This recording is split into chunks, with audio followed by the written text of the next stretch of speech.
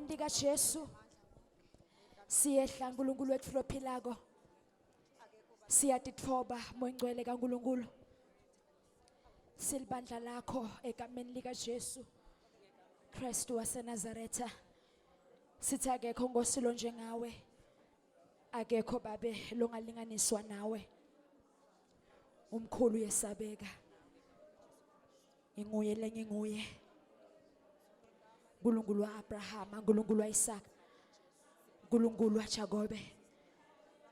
uNkulunkulu loqebile ngesihawu uNkulunkulu longathethi njalo njalo uNkulunkulu lophutako ukuphukuthela anze ngemusa lithemba lalabangcwele wena lobo ukhona emandulo omhlaba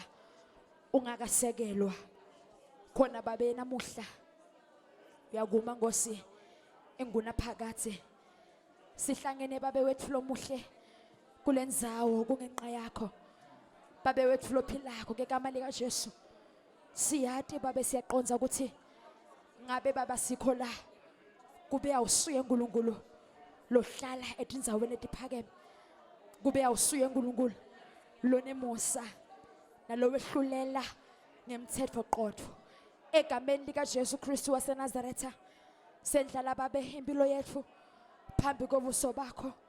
umphefumulo wethu ngosekuseni ukomele umphefumulo wethu babe ukulambele umoya wethu babe uyakuhlalela ngegama lika Jesu Kristu waseNazaretha David akhuluma amagama athi ngajabula lapho bathi kimi asiye endlini kaJehova uNkulunkulu wethu lophilako uNkulunkulu wethu lonemandla wonke siyanqusa babe sesingenile phakathi babe endlini yakho kwekuthi sithethelele Nkosi yamaqala ethu sithethelele Nkosi tiphambuko tethu sithethelele babe netono tethu sikudimandi kuwe moyingcwele kaNkulunkulu kepha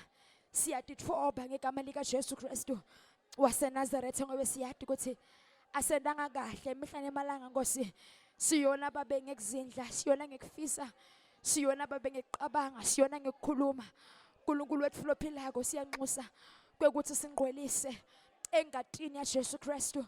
waseNazaretha babe sifiso senhlito yethu ukukhonda babe ngamoya sibuye sikukhonde siseqinisweni singakhondi babe ngekudla